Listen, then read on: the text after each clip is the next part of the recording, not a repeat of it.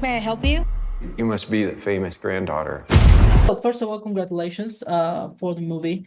It's great. Look, I'm not even an overall fan, but this movie it really touched me because it felt so personal, so emotional, and I think that's something incredible. The first thing I would like to know, of course, is why did you decided to make this movie your feature directional debut? Yeah, so for me, this movie, it was a script that I didn't write. I worked with the writer Alan Yeah. Treza, but it had everything I loved about movies, about cinema. It was a horror film, first and foremost. I've been making horror films since I was 6 years old. I would tie prosthetics to my dog, and I would kill my cousins off in different movies, and it was just something that I've always been very impassioned about. But what I especially love about horror is being able to put in real themes, real life stories, and Hmm. real life ideas. And this film was at its heart about sacrifice. It was about what we give up, Hmm. uh, what we give up for our family, for our children. So that, and for our dreams as well. So that was kind of at the core and something that I really connected to. And the idea that it was a cultural story, that it mixed tradition and mysticism that I grew up around. I grew up around a very mystical family, specifically Palo story is the religion that we Hmm. explore. The combination of those three or four things to me was very exciting. And well, as you were saying, this is a very cultural story, and you shot most of the film in Colombia, is that right? Yes, it was very special to shoot in South America, in Bogota, Colombia. Hmm. And how important it was for you to be able to translate the Latin culture into this movie that feels very Latin, but at the same time it can be seen by everyone, and I think anyone in the world will understand it. It was very full circle for me to shoot in my country, where I was born, and to go home and make this movie and be able to bring in props from my grandmother's house and cast my parents as extras and put my dog in the movie. It was like that sort of, you know, um, homeliness to the movie that Hmm. I think was very special in the creation of it, but I think it shows on screen too, the texture and the authenticity. And it's also a story, there's very few horror films that touch on Latino characters and themes while still being Hmm. universal, of course.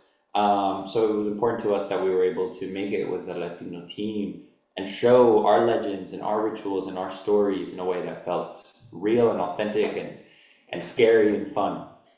And that's something that happens with a lot of horror movies, which I really like, is that normally the place where the story takes place, it's really important. And in this movie, it feels like the house is the apartment is like another character. It plays a really important part. And so how was building the set and preparing everything to make it be a part of the movie? Yeah, it was a New York apartment, kind of an abandoned area of New York. But what I think made it really special was again this element of palo and the textures and the Mm-hmm. wood and the dirt that we added to this world. It was all a set build, so we were able to control every detail, everything on the shelf, every little item, and it was all very specific. And as I said, I even raided my grandmother's apartment and brought a bunch of her things, her sort of African masks and her creepy little dolls, and I put them all in this apartment space to just make it feel lived in, but also spooky. And the house, well, the idea was also that it was kind of like a Russian doll. It had like layers, so it was kind of, or like Mm-hmm. an onion that you kind of peel in, and there's always a secret here or a secret there. There's something through this hallway, through this closet, through this bathroom. Just a place that you could discover and could build a mystery. And then one of the things that I like the most about this story in particular is that guilt plays a very important role here. That is something that feels very Latin and also very religious, which is of course important in the movie. So, what's your take on that? On how guilt plays a part in this movie? Yeah, I think the whole movie at its core is exactly that. It's about guilt and it's about sacrifice and guilt. Like when you pursue your dreams, it costs something, and you have to maybe leave family or friends or part of yourself behind, and vice versa. When you know, leave your home, it costs something. So that's what's at the heart of this film is, you know, what do dreams cost, and what is the kind of guilt that brings. I grew up with a lot of guilt. I grew up in a religious family, and I think it's something that I wanted to explore on screen, but also show that sometimes that you can, that guilt is can be transformed into something beautiful. It can be transformed into an appreciation of your culture and of your family and what they've gone through. Another thing that I really like about the movie, and I think it has to do with the experience that you have in horror, that it doesn't feel like it fits in just one particular genre. It's kind of horror, body horror. It's kind of a possession movie for some moments, okay, suspense, and it also has like this crime vibe. Then, so how is it for you as a director to be able to mix genres when doing a movie? Yeah, I think we borrow from a lot of different things. You kind of take from what you love. So the idea was to exactly that, not pin it down into something that's been done before, but blend cultural horror with, you know, colorful Italian horror of the 70s, Mexican horror of the 50s, Sam Raimi in the 90s, energy, Del Toro and Cuarón, their sort of design and production. So it was a combination of a lot of things, and I feel like that's what makes horror special, is that it can be a lot of different things at once. And interesting that you're saying this about horror being special, because I think that the genre has been growing so much in the last couple of years. I think this year in particular, I think one of a few of the best movies of the year have been horror movies. So how, as someone that has been working in this genre for so long, how did you see the growth of the genre, and how did you feel about horror movies even now being at the award season and everything? I think it says a lot about where we're at in the world. There's maybe a lot of fear and anxiety, and horror is a way to transmit that. But I also think that horror is a communal experience, and Mm. people, you know, are isolated and they look for community and they look for these shared experiences. And I hope people are able to watch this movie in a crowd, because it's the most fun way to watch this is when people, you know, are reacting and screaming and feeling together. I think that's very special. And this movie, it relies a lot on just one character, which is Esmeralda's character, Rosario, of course. So how was it working with her, for her to be able to develop this character that goes through so many stages during the movie, and that she has to carry the whole story on her shoulders? She's an incredible actress. She's very talented, very uh, like, what's the word? Dedicated.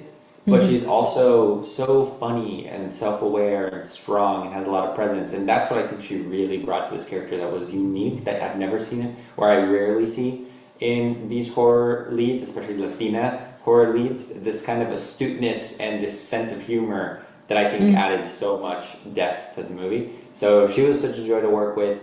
And it was really cool because her focus in the past has been comedy and Mm-hmm. rom-coms. So when we called her, she's like, "Are you sure? I don't know. I've never done this genre before." And that's exactly why we wanted her. I think she brought something fresh and exciting to horror.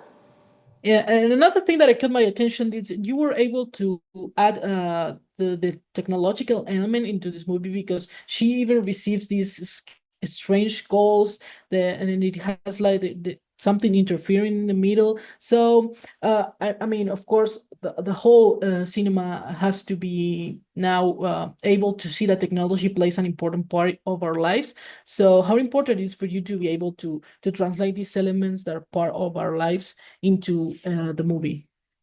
Yeah, and I think a little bit of the idea there was that this is a woman, a high power individual in Wall Street, and she uses technology like it's a part of her, right? So she's on the phone when she's driving, she's on the phone, she's listening to music when she's, you know, in her morning routine. Everything has this element, and then it's contrasting that with the world of her grandmother that is much more traditional. But this technology, it's not going to help her, save her. So that was the idea there, was this contrast between the two worlds, where she does need to put her phone away and immerse herself in these books and these rituals to be able to save herself.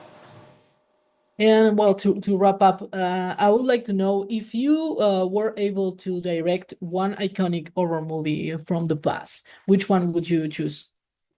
Mm, Nightmare on Elm Street and The Thing. Oh, great choices. And well, the thing is the name of our magazine comes from the thing. No So way. yeah, I of actually course. didn't know that. La Cosa. Yeah. Exactly. Yes, Yeah, it's my favorite. The practical effects, it's something I love to incredible. do is build things, and the practical effects in that movie are amazing. Great.